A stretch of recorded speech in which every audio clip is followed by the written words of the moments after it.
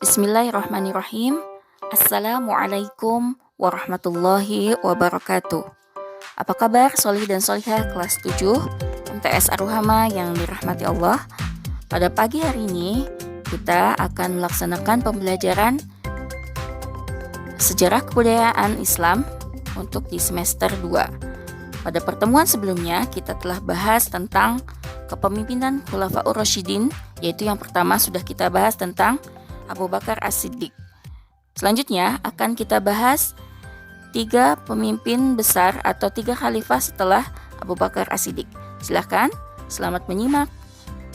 Jangan lupa untuk mencatat hal-hal yang penting yang ada di dalam video ini. Untuk khalifah yang selanjutnya adalah Umar bin Khattab. Umar bin Khattab merupakan putra dari Nufail al-Quraisy. Beliau memiliki tubuh yang kekar, kulitnya putih kemerah-merahan dan memiliki kumis yang lebat.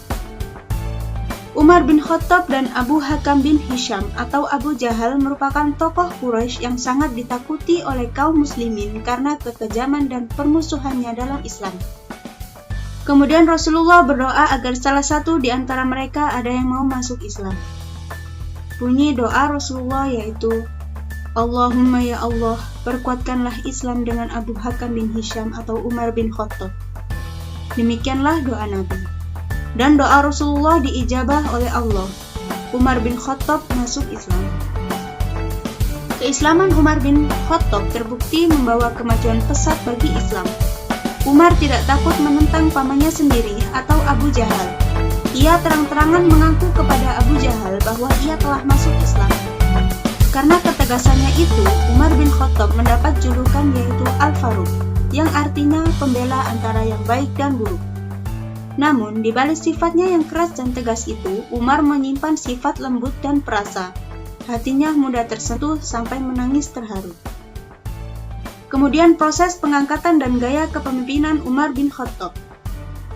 Pada saat Abu Bakar merasa dekat dengan ajalnya, beliau menunjuk Umar bin Khattab untuk menggantikannya.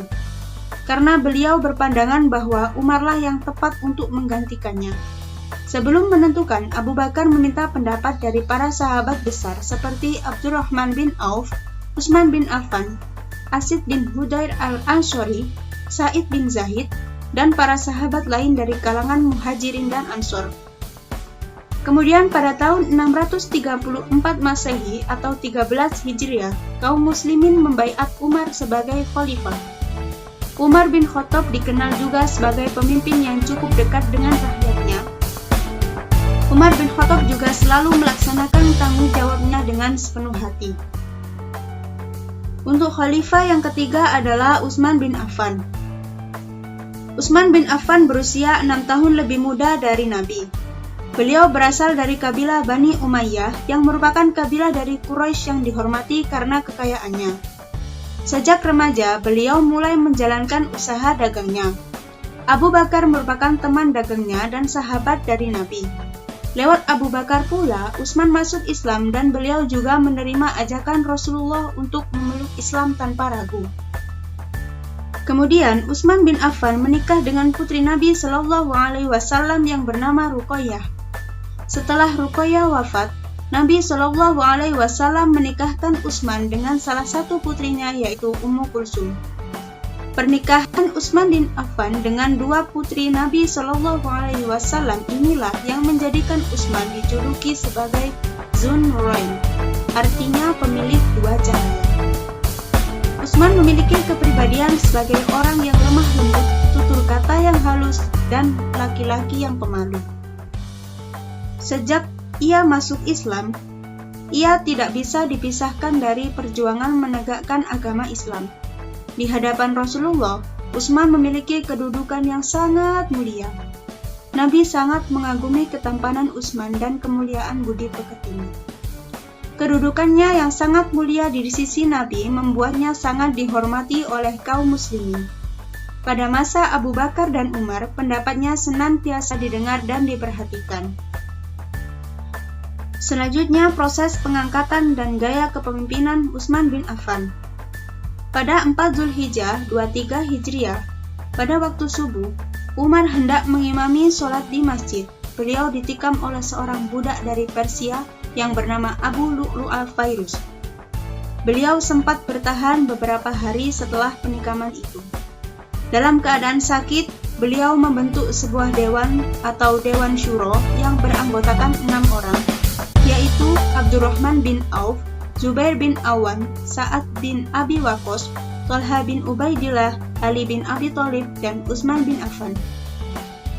Setelah sepeninggal Umar bin Khattab, Dewan Syuro melakukan sidang untuk kelanjutan pemilihan pemimpin selanjutnya. Abdurrahman bin Auf ditunjuk sebagai ketua sidang. Sidang berjalan selama 3 hari, dan pada hari terakhir, keempat calon yaitu Abdurrahman bin Auf, Zubair bin Awan, Sa'ad bin Abi Waqqas, dan Thalha bin Ubaidillah mengundurkan diri. Dan tinggal Ali bin Abi Thalib dan Utsman bin Affan. Dikarenakan usia Utsman bin Affan hampir 70 tahun, maka ia terpilih. Utsman merupakan orang yang dermawan, lemah lembut, dan teguh hati. Kemudian untuk khalifah yang keempat, yaitu Ali bin Abi Thalib.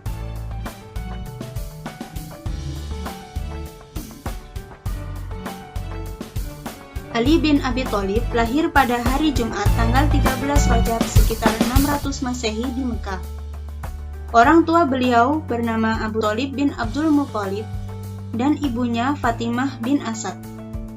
Ketika lahir, ibunya memberi nama Haidar, yang artinya singgah. Kemudian sang ayah tidak menyetujuinya dan memberi nama Ali, yang artinya tinggi dan luhur. Abu Thalib adalah kakak Abdullah, yaitu ayah dari Nabi Muhammad SAW. Jadi, Ali bin Abi Thalib adalah sepupu dari Nabi Muhammad SAW. Kemudian untuk proses pengangkatan dan gaya kepemimpinan Ali bin Abi Thalib, yaitu pada saat kaum pemberontakan yang mengepung rumah Khalifah Utsman mengakibatkan Khalifah Utsman terbunuh secara keji pada 17 Juni 656 Masehi. Kemudian, Zubair bin Awan dan Thalha bin Ubaidillah ingin membaiat Ali sebagai khalifah. Setelah terus-menerus didesak, akhirnya Ali bersedia menjadi khalifah pada 24 Juni 655 Masehi, bertempat di Masjid Nabawi. Pada masa kepemimpinannya, Ali sibuk mengurusi orang yang tidak mau membaiatnya. Beliau hidup sederhana dan tidak suka bermewah-mewahan. Beliau juga cerdas, tangkas, tegas, teguh pendirian, dan pemberani. Berkat keperwiraannya itu, beliau mendapat julukan Asadullah yang artinya singa Allah. Ali juga tidak segan-segan memerangi mereka yang melakukan pemberontakan. Di antara perang yang pernah dilakukan oleh Ali bin Abi Thalib yaitu Perang Siffin dan Perang Jamal. Pada Perang Siffin, Ali hampir memenangi perang tersebut. Namun, beliau tertipu muslihat dari Muawiyah. Muawiyah ingin mengadakan perjanjian damai yang disebut perjanjian di Daumatul Jandal.